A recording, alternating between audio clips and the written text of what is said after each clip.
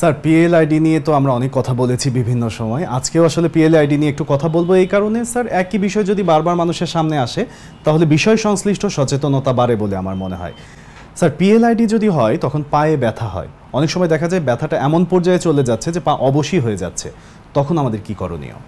খুব ইম্পর্টেন্ট, আমরা বলি রেড সাইন, কড়া ইকুইনা সিনড্রোম। যদি এই যে পিএলআইডি আমরা বলছিলাম এর আগে, হোয়াট ইজ পিএলআইডি? যে দুই কশেরুকার কোমরের যে ডিস্কগুলো বের হয়ে আসা, মানে ডিস্কের জেলি মেটেরিয়ালস বা এটা রগে চাপ দেওয়া, এবং যদি সেটা এক্সট্রুডেড ডিস্ক হয়, মানে খুব পুরো জেলি বের হয়ে একেবারে রগ চাপ চেপে ধরে রাখছে, তখন নার্ভ অকেজ হয়ে পড়ে।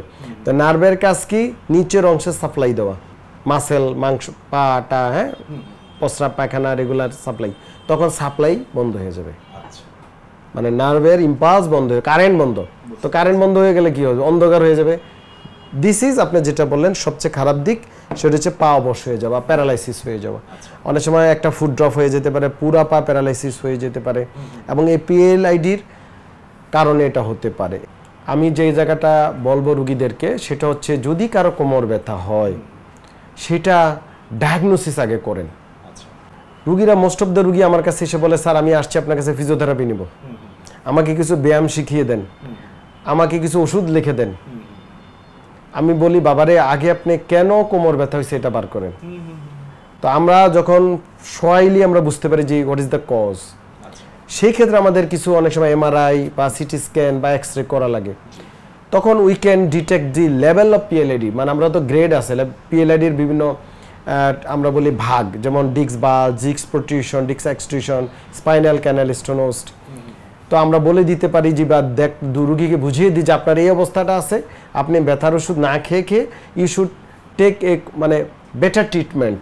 আপনাকে কনজারভেটিভ চিকিৎসা হোক বা অপারেশন হোক আপনাকে করা উচিত, না হলে এই যে আপনি বলছেন যে প্যারালাইসিস হয়ে যাওয়া, এই রোগ এটা কিন্তু হয়ে যেতে পারে। এটা প্রায় আমরা পাই রুগীদের ক্ষেত্রে।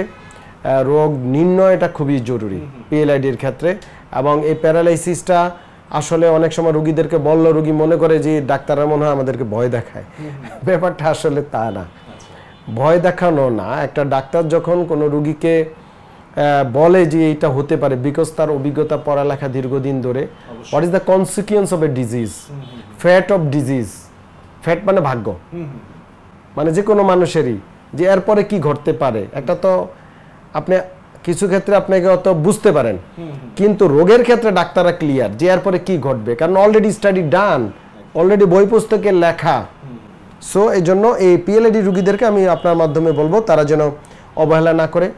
অনেকে আছে যেখানে সেখানে গিয়ে কেবল থেরাপি দিচ্ছে, ব্যথা হলে, কোমর ব্যথা হলে ফিজিওথেরাপি দিতেছে, থেরাপি দিতেছে, অনেকে মেসেজ করতেছে, অনেকে বিভিন্ন কি বোন সেটিং করে, এই প্র্যাকটিস করে, ওই প্র্যাকটিস, বিভিন্ন প্রকার হিজামা করে, কাপিং করে, মানে নিজের মতো করে চিকিৎসা শুরু করে দিছে। একেবারে ভয়ানক অবস্থা নিয়ে আসে আমাদের কাছে মাঝে মাঝে। আমি বলবো চিকিৎসকের মূল কাজ হচ্ছে টু ডায়াগনোজ দ্য ডিজিজ, রোগ নির্ণয় করা। একদমই তাই স্যার। চিকিৎসকের আগেও আমার মনে হয় যে যারা রোগী আছে তাদেরও একটু ধারণা রাখতে হবে। সেই কারণে আপনার কাছ থেকে আমি জানতে চাইবো, দর্শকদেরকে জানানোর জন্য, পিএলআইডির লক্ষণগুলো কি কি? ছোট ছোট করেই তো লক্ষণগুলো আসে, কি কি দেখলে তারা মনে করবে যে আমার পিএলআইডি নিয়ে সচেতন হওয়া উচিত? ধন্যবাদ আপনাকে। প্রাইমারিলি কোমর ব্যথা এটা হতে পারে, অনেকক্ষণ বসে থাকতে পারবে না, বা রাতে ঘুমাতে গেলে ডান বাম কাতে কোমর ব্যথা হবে। অনেক ক্ষেত্রে রুগী হাঁটতে গেলে ব্যথা বেড়ে যায়, অনেক সময় রুগী সামনে ঝুঁকতে গেলে কোমর ব্যথা হয়। অনেকের এই ব্যথার পাশাপাশি পায়ের দিকে অবশ, ঝিঝি, টেনে ধরে, খিচে ধরে, এগুলো হতে পারে। অনেকের ইভেন কি তাদের যে গোপন অঙ্গ, এই অঙ্গতেও ব্যথা হতে পারে। প্রস্রাবে সমস্যা দেখা দিতে পারে, মানে ঠিকমতো হচ্ছে না বা অল্প অল্প হচ্ছে, ক্লিয়ার না, জ্বালা, ইভেন কি গোপন অঙ্গে জ্বালা পোড়া হতে পারে। তল পেটের দিকে ব্যথা দেখা দিতে পারে। মানে টোটালি পিএলআইডি এমন একটা ডিজিজ আপনার মুভমেন্টের সাথে সম্পর্কযুক্ত। মানে PLID most of the case severe যদি না হয়, প্রাইমারি বা সেকেন্ডারি কেসগুলা শুয়ে থাকলে ব্যথা কোথা নেই, কিন্তু সিভিয়ার হয়ে গেলে ব্যথা শুয়ে থাকা অবস্থায় আপনার তীব্র ব্যথা হবে। তা এই জন্য আমাদের, মানে আপনি যেটা বলছেন যে এই যে লক্ষণগুলা, এগুলা যদি কারো হয় এবং যদি বারবার হয়, তাহলে অবশ্যই একজন বাত ব্যথা বিশেষজ্ঞ দেখিয়ে রোগ নির্ণয় আগে করতে হবে। যদি রোগ নির্ণয় হয়, আপনি ওষুধ দেখ, থেরাপি দেখ, অপারেশন যাই করুক না কেন, রোগী পরবর্তী প্রিভেনশনটা সে নিতে পারবে। জি, আপনি ধরেন, আমি বুঝাই, ধরেন আপনার হার্টের ডিজিজ, কি বলি আমরা, অতিরিক্ত ভাজা পোড়া, এই একদম বিভিন্ন ওষুধ মানে খাবার খেলে এটা হতে পারে, লাইফস্টাইল থেকে হতে পারে। এখন হার্টে একটা রিং পরানোর পর রোগী সচেতন হয়ে যায় যে হ্যাঁ, আমার কিন্তু আগে যে মদ খাইতাম, ধূমপান করতাম, অতিরিক্ত তৈলাক্ত খাবার খাইতাম, এটা তৃপ্ত হয়েছে, তখন তো সচেতন হয়ে যায়। আর যে সচেতন হবে না, তার রিং আরো 5টা লাগাইতে হবে, ওপেন হার্ট করতে হবে। সো রোগ নির্ণয়টা জরুরি। সত্যিই তাই স্যার, অনেক ধন্যবাদ, ভালো থাকবেন স্যার। আপনাকে অনেক ধন্যবাদ। নাগরিক টেলিভিশনকে অসংখ্য ধন্যবাদ।